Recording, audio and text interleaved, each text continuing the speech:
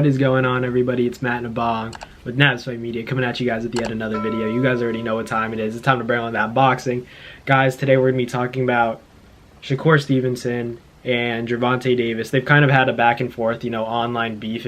Some could say it's petty stuff, but I think it's all in good competition. It was more so because, Gervonta kind of talked about how he cracked Devin Haney and Shakur Stevenson. He was like, they've both been in the ring with me and I cracked both of them. Despite, the disputes and what happened in the sparring sessions between Devin Haney and Gervonta Davis, he talks about Shakur saying that, they can't touch me, stuff like that.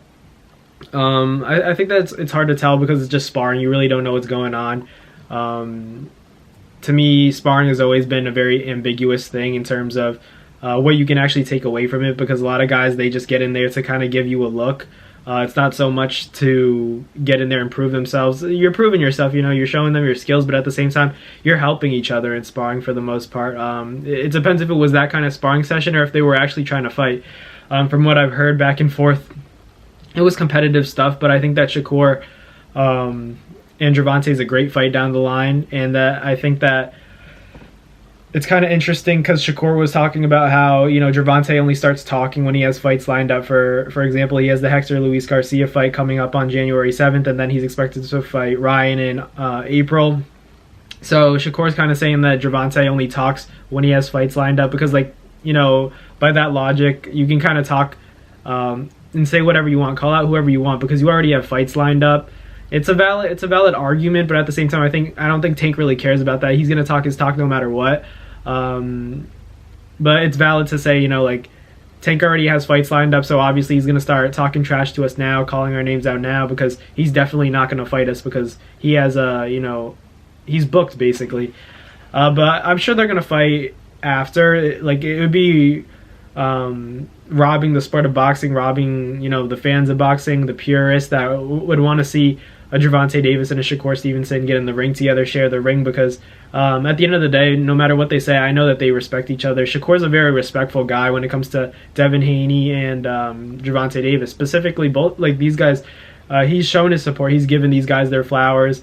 It's unfortunate to see them kind of go back and forth now, but I think it's all coming from a healthy place. I don't think there's really too much deep animosity. I don't think it's that deep.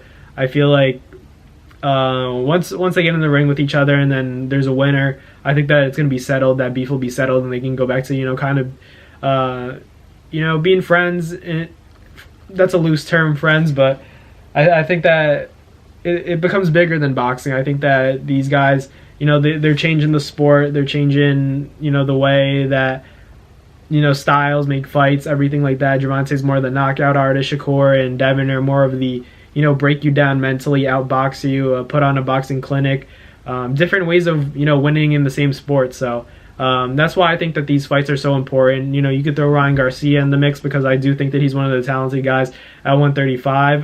Stylistically, it's hard to fight guys like Shakur, Devin, and Tank, because they are so experienced. They have that level of IQ. Not saying that Ryan is lacking that. I just think that those guys are going to give him a lot of trouble as opposed to everyone he's fought.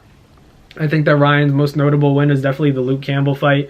Shakur and Devin, they've had a lot of good fights. They're building their resumes. Devin's definitely, he's already done a lot in the sport, undisputed at 135. I don't know how much longer he'll be at 135, but as long as he, these fights happen eventually at 140. If they have to happen at 140, it's looking like 140 because I don't expect Devin to, he wants the Loma fight. He said it, but there were issues of, scheduling it during Ramadan or whatever the case may be. So maybe having to push it back. Devin's trying to make that fight happen as early as possible because he's always wanted the Lomachenko fight, and then afterwards, Shakur and Gervonta would probably have to see Devin at 140. We'll see what happens. Shakur took over 130 pretty quickly, so if at that rate, if it's a similar case at 135, which I don't know if it will be, because I know Shakur is talented. It's more of a question of if the power carries to 135. But that IQ is undeniable at 135. I think that he's going to give a lot of guys trouble. Whether or not the pop is there, we'll see. So 135. I think that Tank and Shakur could still happen at 135, but any fight involving Devin Haney and any other fighter, whether it's Shakur, Tank, or Ryan, I think you'd have to see at 140 because Devin's, he makes weight. He's a professional, but I think that to be at his best, he has to go to 140. That cut is deep for him. I feel like he's gonna have to, maybe one or two more fights at 135 at most. He's got to go to 140. He's getting too big for that, and at some point it won't be healthy. And I think that it'll be a perfect timing for a Gervonta Davis and Devin Haney fight because that's the fight. There's a narrative built in already because of the sparring.